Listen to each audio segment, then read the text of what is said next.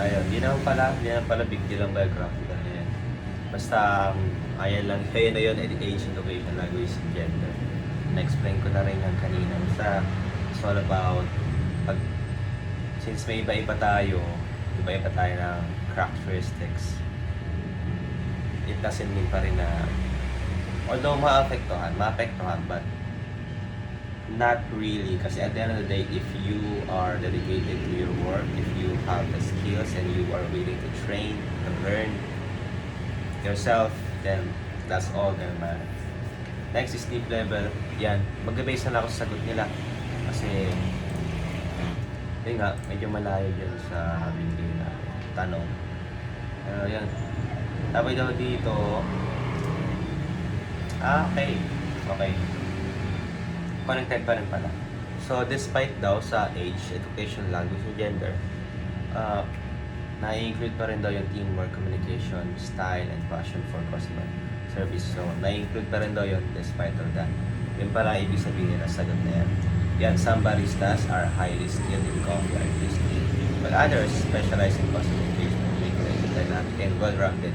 So, siguro, ang tingin nila doon is, siyempre, di ba, iba-iba tayo ng characteristics, age, education, language yan. So, ibig sabihin, since, halimbawa, age, iba-iba din tayo ng experience. What? Ito lang ha. Nalabo ko na eh. Yan. Iba-iba tayo ng age, education, attainment, language, barrier. Yun. Basta, kasi lahat yun mag-interconnect sa buhay natin. Halimbawa, ito na parang sa dali. Halimbawa, age. Halimbawa, bata ka pa. Diba? Hindi ka pa gaano nakikipag-usap sa maraming tao, right? Pero yung mga taong mas mataas, mas may edad sa'yo, mas marami sila nakasalamuha. Pero, pwede rin baliktad. Kaya yun. So, ang ginagawa nila, kung sino yung mas may kaya sa parte na to, based on their age, education, yan, language, and gender. So, basta experience na lang eh. Based on their experiences and their age. Yun, basta yun. Ano nga to? Doon sila. Tapos yung kung sino yung dito sila. So, you get my point? It's all about experiences. Tapos doon sila nilalagay. So, it's making the team to have a dynamic and well-rounded team. Yun. So, next is diversity strategies and approaches. Inclusive. Mali pa spell ko. Ay, mali pa spell nila. Inclusive hiring. Yan, students working friends, PWDs, yan. Nag-hire sila ng students, diba? I-include nila. Parang halos lahat pwede dito eh, sa Starbucks eh, na mag-apply. Students and working parents. Yeah, siguro. Mga iba pa silang work or siguro kasi bilang isang basta siya yung nagawa lahat ng gawain ba. PWDs. Yan. Training and workshops on cultural awareness. Ano to?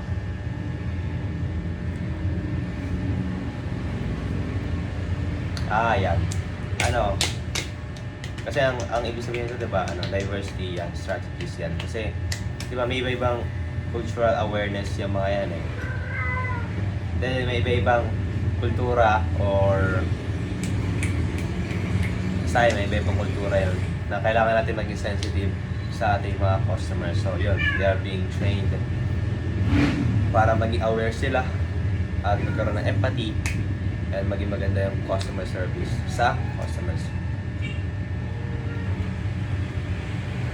Yan, supported culture, employees as partners. Ayan. What they mean here is supported culture, Starbucks, sponsors, employees, partners, users, ano lang, parang lahat ng employees is included as a partner, not just a employee, not just a worker. Kung ano meron sila lahat. Pero siguro, iba-iba pa rin ang level yon based sa achievements or sa ambag nila or ginagawa nila sa work nila. Yun. Iba-iba pa rin. Pero at the end of the day, they are not just workers, they are not just employees, they are partners in the company. That's what they mean in here. That's what they mean sa binigyan ng answers. So, global best practices. Hiring minorities and their represented groups. Ay, ito. May example ako dito. Ayan. Kunya, ang example nito is hindi kasi iba nalibigyan ng chance or opportunities yung ibang tao dahil sa anyo nila, palabas sa anyo nila or sa pagkatao nila. Example yan is LGBTQ, yan, religious groups, yung Muslims, diba? Muslims, Christian, INC, o naman yan.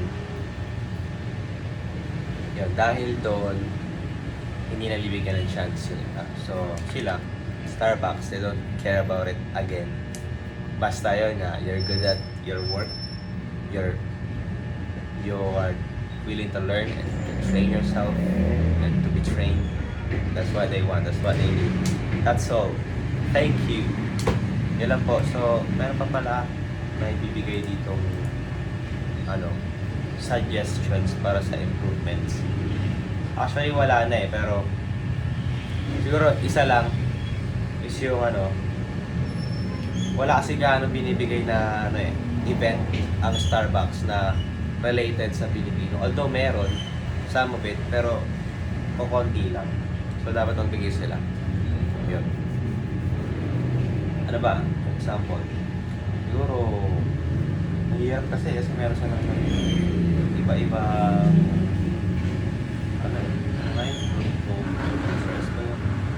isa yung kung saan nangyagaling yung ingredients nila, meron silang sarili. So siguro maganda na siguro kumuha din sila dito sa sarili natin bansa para matulungan. Tapos ilagay nilang event yun na for example 10-kilometer run para sa ating mga kababayang nagpo-produce ng coffee, something like that. Ngayon, tapos kapag lahat ng sasali doon, may donation or it's up to them. Diba? Para lang, alam mo yun, lumaki o lumawak, malaman ng mga tao. Yun lang naman yung purpose ng 10-kilometer run, para lang malaman nila. Para lang mas malaman ng tao. Yun lang. So, yun, ito to. Provide mental health support programs. Kasi, di ba, hindi naman, halos lahat ng karamihan pala. Pero halos lahat talaga ng fast food restaurants, they don't care about your well-being and mental health. They only care about what do you contribute to the company, to your work, diba? Kung paano mo gagawin yung work mo, that's all they care about. They don't care about if you're okay or not. Some of them do care, but almost every restaurants and fast food restaurants doesn't really care about you. So yun, I hope na ipasok nila yan. Kasi it's possible naman, di ba? Kung ikaw mayaman ka ano ba, ako meron bilyones, kung inasal nga bilyones ang bilyonaryo ang may-ari nun, paano pa ang Starbucks? Di ba? Kayang-kaya nila magpasok ng mental health support programs. Every company, sa masulog ng mundo yan, para everything is flowing perfectly. Everything is fine, not just the customers, but also the employees and workers. Yun na yan. So, thank you so much. Papakita ko lang ulit to. Yan. Tapos yung mga picture, hindi ko na napakita picture. Hindi yata nila na-upload. I think i-upload ko na lang dito para makita niyo pa. Wait lang ha. Ito yung itsura niyan. Ayan. Sa loob nung nung company. I mean, Starbucks. Yung Starbucks na yan. Ayan yung itsura. Pati nung labas, ganyan yung itsura. Ito ko lang kasi hindi ko na hindi ko na na-end nung pagka-save nila. Yan. Yan na yun. Yun. Thank you. Pa-upload ko na itong haba masyado eh.